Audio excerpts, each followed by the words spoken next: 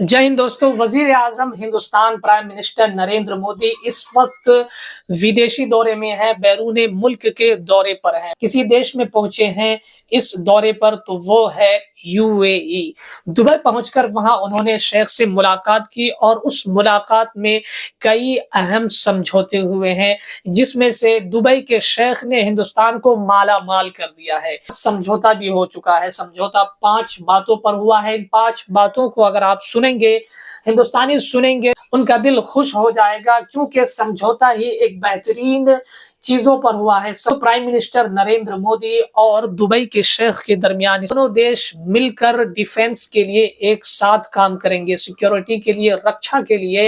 हिंदुस्तानी और दुबई वाले जो हैं, ये दोनों मिलकर एक साथ डिफेंस के लिए काम करेंगे।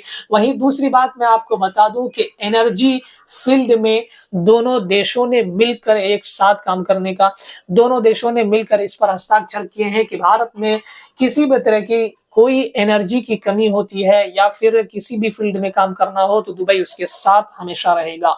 वहीं दुबई ने इस बात पर भी एग्रीमेंट कर दिया है।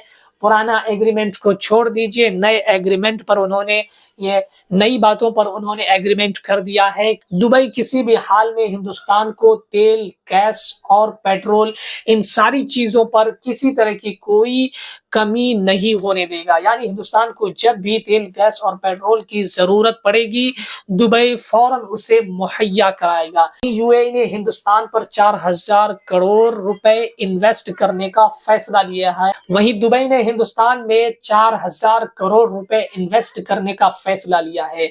वो इन्वेस्ट जो है कि इलेक्ट्रॉनिक और एनर्जी और सड़क, इन सारी चीजों पर किया जाएगा।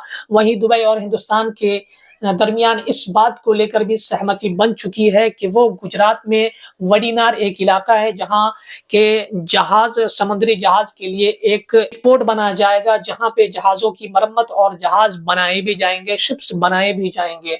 और आखिरी बात मैं आपको ये बता दूं कि हिंदुस्तान और दुबई के दरमियान, यूएई के दरमियान जो बात तय हुई है वो ये भी कि जो स्टेट ऑफ हॉर्मुज में हालात चल रहे हैं, कशीदगी चल रही है, और ईरान, अमेरिका और इसराइल, ये सारे मुल्कों के दरमियान जो जंग चल रही है, जिसकी वजह से स्टेट ऑफ हॉर्मुज से किसी भी देशों का गुजरना मुहाल हो चुका है, इसको लेकर भी उन्होंने ये साफ कह दिया है कि जितनी जल्द हो सके हमारी कोशिश रहेगी कि इन सारी चीज़ों के मसले को हल किया जाए और फिर हिंदुस्तान और किसी भी मुल्क के लोगों को वहां से निकलने में किसी तरह की कोई भी दिक्कत हो, कोई भी परेशानी का सामना ना करना पड़े, वो आसानी के साथ वहां से निकल जाएं।